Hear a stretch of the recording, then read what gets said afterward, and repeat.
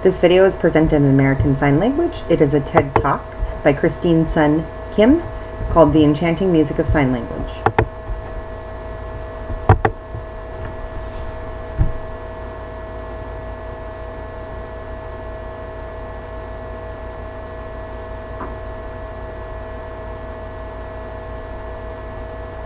So P, that is my favorite note on the piano because it's the most quiet.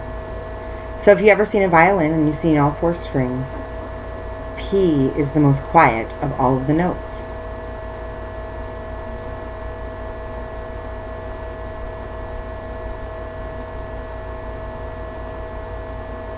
This drawing, this is what I call the P note tree.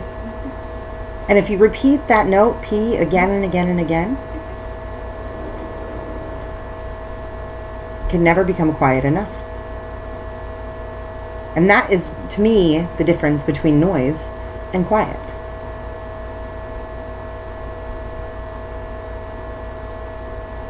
So who am I?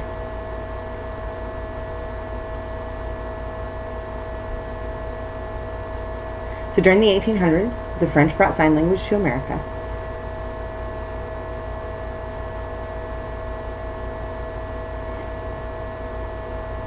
During that time, American Sign Language was born out of French Sign Language, and that stopped about, the 1960s.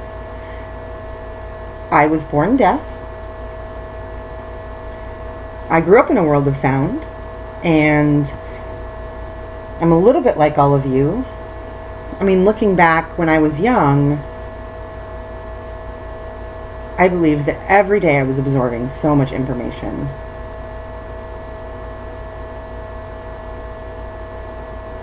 The world is full of sound, and we can transfer that.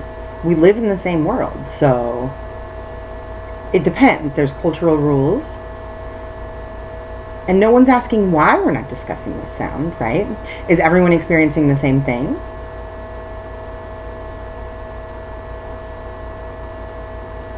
So how do I understand the world and sound?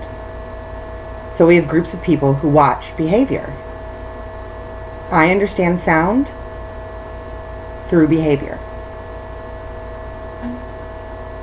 And if you flip-flop it, you're making noise, and you're all coming up to each other, and you're trying to be careful. For example, you're trying not to slam a door. You know that's not appropriate. And you're trying not to make a lot of noise, and you don't want to burp in front of other people, and you don't want to scrape things too hard, right? All of those are formal sound behaviors. And maybe I'm curious about formal sound more than I am about hearing people, or more than hearing people are about formal sound. So I analyze that. Because we do things that relate to behavior. And we're looking, are we close enough? Can we hear? So if you look at this picture, the first line says TBD. That means it will be decided. TBA, which is going to be successful or finish, and then TBC, which is going to continue on. So I did not include the musical notes. I didn't do this because I don't want to include the noise, the actual sound. I want to include the movement only. In deaf culture, movement is equivalent to sound. And if you look at those four lines, okay, in ASL, really would we sign with 5 fingers, but that thumb just points toward the ceiling. So this looks visually a lot better, okay? So in 2008, I went to Germany to live and practice art. Understand, before that, up until then, that summer I traveled, I visited museums, and I noticed all of this visual art. And my connection to visual art and sound really started at that point in time. Because I don't actually hear sound. Sound comes through my eyes. And I'm looking at the world and thinking, is sound separate from me? No. I know what sound is.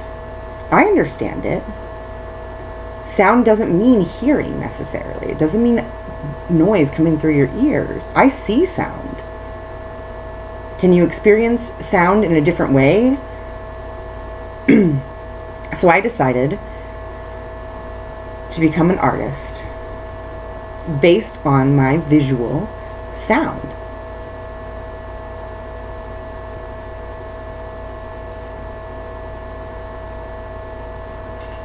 And when I was growing up, obviously this was a different situation, and at some point in time, my view on sound changed. I was very impacted by art, and you're all probably thinking, okay, I can understand being impacted by art. Sound to me has a lot to do with power and control.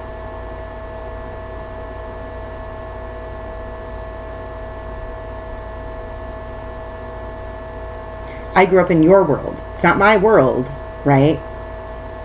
It's a hearing world. Sound means power. And that was shocking to me. And I wanted to take back some of that power for myself.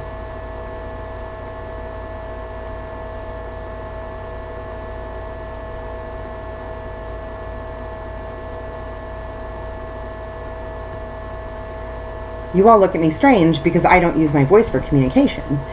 And how will we become equal, right? And how do you impact me when you're using your voice?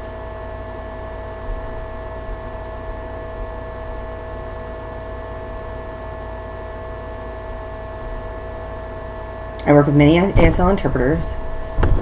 That's how I use my voice. Your voice becomes my body so that you can all listen.